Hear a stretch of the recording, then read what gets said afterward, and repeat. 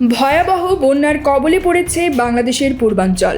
অভিযোগ উঠেছে ভারতের ত্রিপুরা রাজ্যের ডুম্বুর জলবিদ্যুৎ প্রকল্পের বাঁধ খুলে দেওয়ার কারণে বাংলাদেশে এমন পরিস্থিতি হয়েছে।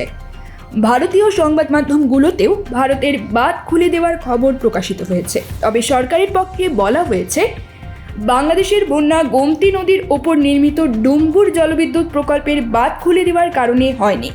আজ বৃহস্পতিবার দেশটির পররাষ্ট্র মন্ত্রণালয়ের পক্ষ থেকে দেওয়া এক বিবৃতিতে এ তথ্য জানানো হয়।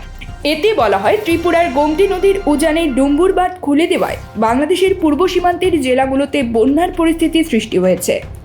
বাংলাদেশে এমন খবর প্রচারে আমরা উদ্বিগ্ন, এটি সঠিক নয়। আমরা উল্লেখ করতে চাই, ভারত ও বাংলাদেশের মধ্য দিয়ে প্রবাহিত গোমতী নদীর ক্যাচমেন্ট এলাকায় গত কয়েকদিন ধরে এই বছরের সবচেয়ে বেশি বৃষ্টিপাত হয়েছে। বাংলাদেশে বন্যা মূলত বাঁধের নিচের দিকের এই বৃহৎ ক্যাচমেন্টের পানির কারণে। বিবৃতিতে বলা হয়, ডুম্বুর বাঁধটি বাংলাদেশ ভারত সীমান্ত থেকে বেশ দূরে অবস্থিত। বাংলাদেশ থেকে এটি 120 কিলোমিটার দূরে উজানে অবস্থিত। এটি একটি কম উচ্চতার বাঁধ যা বিদ্যুৎ উৎপন্ন করে।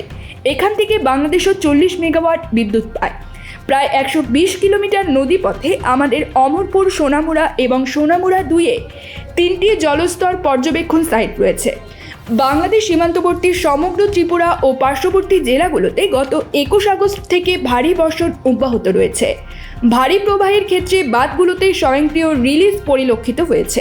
অমরপুর স্টেশন একটি দ্বিপাক্ষিক প্রোটোকলের অংশ, যার অধীনে আমরা বাংলাদেশের বাস্তব সময়ের বন্যার তথ্য প্রেরণ করছি। তথ্য অনুযায়ী 21 আগস্ট ভারত সময় দুপুর 3টা পর্যন্ত বাংলাদেশকে ক্রমবর্ধমান বন্যার প্রবণতার ডেটা সরবরাহ করা হয়েছে। এদিন ভারত সময় সন্ধ্যা 6টায় বন্যার কারণে বিদ্যুৎ বিভ্রাট হয়েছে, যার ফলে যোগাযোগের সমস্যা হয়েছে।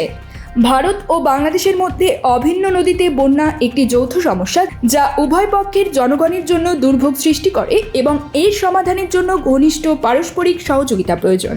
যেহেতু দুটি দেশের 54টি দেশে অভিন্ন আন্তঃসীমান্ত নদী রয়েছে, তাই নদীর পানি নিয়ে সহযোগিতা আমাদের দ্বিপাক্ষিক সম্পৃক্ততার একটি গুরুত্বপূর্ণ অংশ।